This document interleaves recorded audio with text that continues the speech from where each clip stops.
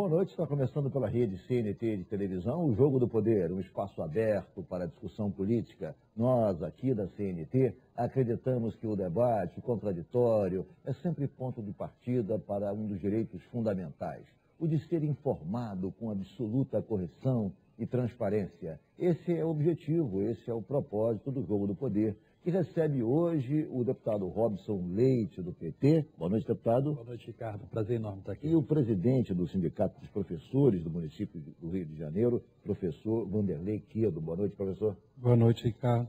Boa noite a todos. É um prazer recebê-lo aqui no Jogo do Poder também. Deputado Robson Leite, nessa semana houve a conclusão da CPI das universidades privadas, CPI instaurada pela Assembleia Legislativa do Rio de Janeiro.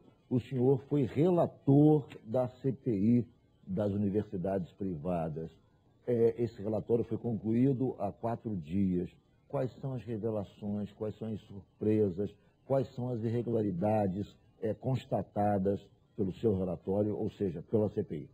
Ricardo, essa CPI, ela, na verdade, esse processo da crise do ensino superior privado no Rio e no Brasil, ele já vem de algum tempo. Em 2009, nós tivemos uma audiência pública na Alerj sobre demissões na Universidade Cândido Mendes, problemas de não pagamento de salários, e digamos que o processo político eclodiu com as demissões da Gama Filho, demissões de mais de 600 professores e funcionários, demissões, inclusive, onde não foram pagos as obrigações trabalhistas, e que evidenciou uma grave crise nas universidades privadas, crise de recorrência, inclusive, não restrita a essas 2 universidades. O deputado Paulo Ramos propôs a CPI, a presidiu, e eu fui eleito relator. Ao iniciar as investigações, a gente percebeu que essa crise não se restringia a essas 2 universidades. Tinha a Universidade, Castelo Branco, a SUESC, enfim, uma série, a Santa Úrsula também, uma série de universidades com problemas, onde a gente entrava, a gente descobria problemas, irregularidades, a prática de apropriação indébita era quase que sistemática, a maioria das universidades. Indébita do que, deputado? Fundo de garantia, INSS, onde você desconta do funcionário e não repassa. Não contribui. Né? O depoimento, inclusive, do professor Cândido Mendes, que é um dos indiciados no relatório, ele abre depoimento confessando essa prática. Vamos então por parte. Quais são as irregularidades? Vamos listar aqui.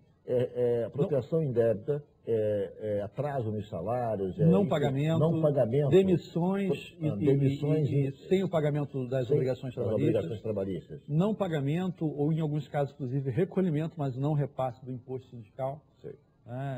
Gestão fraudulenta, a gente encontrou na própria Gama Filho, até porque tem dinheiro público também. Gestão fraudulenta, eu queria que traduzisse um pouco para os nossos telespectadores. Claro, ela se dá de que maneira? Se dá da seguinte forma, quando você tem, por exemplo, a ProUni, ou o próprio FIES, a universidade assina um convênio e aceita fazer algumas contrapartidas para a sociedade, uma vez que você está tendo uma renúncia fiscal, em função do próprio ProUni, por exemplo. E a Gama Filho, está no relatório, ela não vem cumprindo essas obrigações já há algum tempo.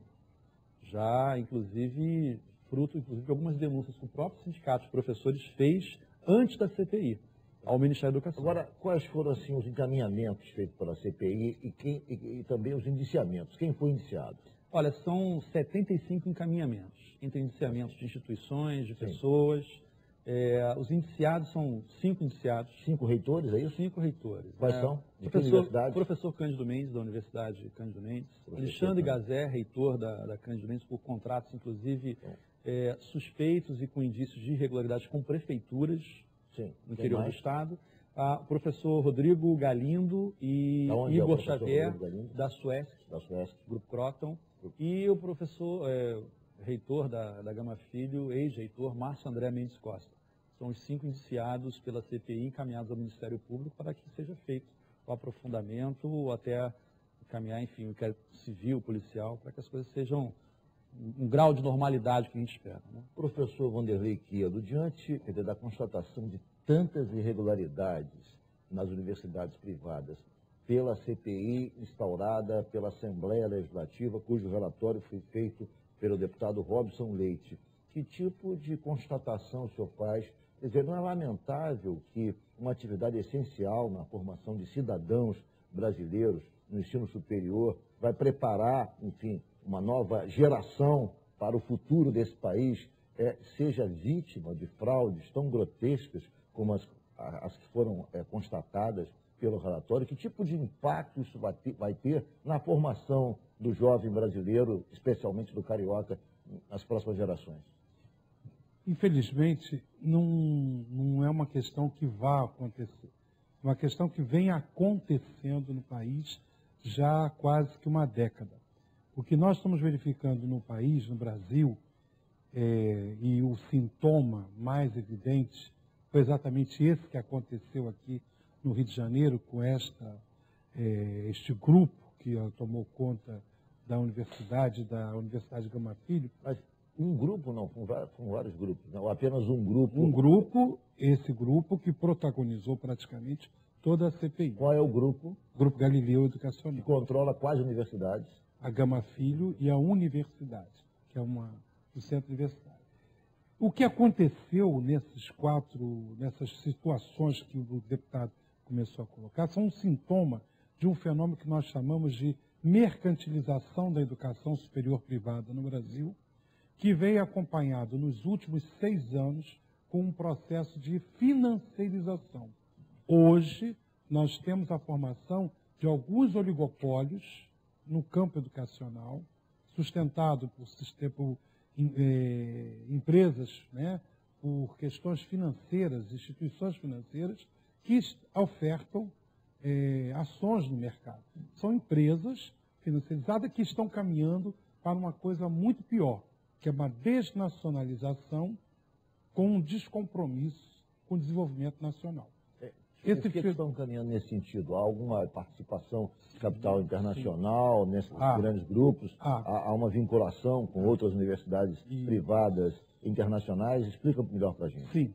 Há hoje uma participação expressiva em alguns grupos nacionais com mercado, né, com oferta de mercado, de grupos, de fundos internacionais que atendem a outros interesses que não os interesses do desenvolvimento nacional. Agora, essa sua ponderação, eu queria aqui fazer uma distinção entre uma visão crítica ideológica e uma visão crítica prática. O senhor é contra, digamos, a participação de fundos internacionais, porque eles, enfim, são vinculados ao capital internacional e a uma restrição sua de natureza ideológica, ou o senhor é contra porque essa participação tem provocado danos efetivos no sistema de ensino superior do Brasil? As duas coisas. Primeiro, porque a participação de um fundo internacional dentro de uma universidade privada no Brasil tem um impacto na formação dessa juventude ou desse capital humano que o Brasil deveria ter para si, que é o desenvolvimento de cientistas, desenvolvimento de trabalhadores qualificados, de advogados, de médicos, seja o que for, dentro de uma perspectiva de desenvolvimento nacional. O que nós hoje verificamos é que as universidades privadas, elas não praticam pesquisa nem ensino, não pesquisa nem extensão. Elas têm um ensino de péssima qualidade, em sua maioria, e esse ensino de péssima qualidade, ele é tratado com um certo pragmatismo de mercado, que é quanto mais alunos, quanto mais matrículas, melhor para as ações, melhor para o grupo. Então, não há um compasso entre o investimento que o Estado faz para a expansão do sistema universitário, através do auxiliar privado, com aquilo que se pretende como resultado para o desenvolvimento nacional. Agora, do ponto de vista mais prático, concreto, o professor do ensino privado superior no Rio de Janeiro, que foi observado por essa CPI, que tipo de problema ele enfrenta? Não tem os pagamentos regulares, ele não tem os seus impostos trabalhistas recolhidos, enfim, eu queria que o senhor elencasse para mim os principais problemas hoje enfrentados pelos professores que ministram nos cursos superiores particulares. Eu diria que das instituições, o Rio de Janeiro tem mais de 160 IES, todo o Estado, registradas pelo MEC aqui, atuando no Estado. Eu diria que umas 60 passam por um processo de desrespeito à legislação trabalhista educacional muito grande, tanto que elas foram alvo da CPI. É claro que existem as exceções. Agora, o que é mais comum hoje e perverso é o atraso de salários o não recolhimento de tributos ou de direitos ou de fundo de garantia, INSS, recolhimento do imposto sindical para as entidades sindicais, não só de professores, a dos auxiliares e outros. Isso se caracteriza como uma apropriação indébita. Há atraso também nos pagamentos dos salários? Atraso no pagamento dos salários, que é uma outra questão que a CPI levantou. Os atrasos nos salários, ele tem se tornado um modo de se trabalhar, de se capitalizar dessas instituições. É um modus operandi de capitalização que evita de ir ao mercado financeiro se endividar. Então é mais fácil atrasar o professor 3, 4 meses, depois chama para uma negociação, paga em 5 vezes o atrasado, sem nenhum juro. Eu vou fazer um rápido intervalo, o Jogo do Poder volta em 1 minuto, hoje recebendo o professor Vanderlei Quedo, que é presidente do Sindicato dos Professores do Rio de Janeiro, e o deputado Robson Leite, que é do PT e foi relator da CPI das universidades privadas. CPI essa que constatou inúmeras irregularidades nas universidades privadas do Rio de Janeiro. O Jogo do Poder volta em 1 minuto só.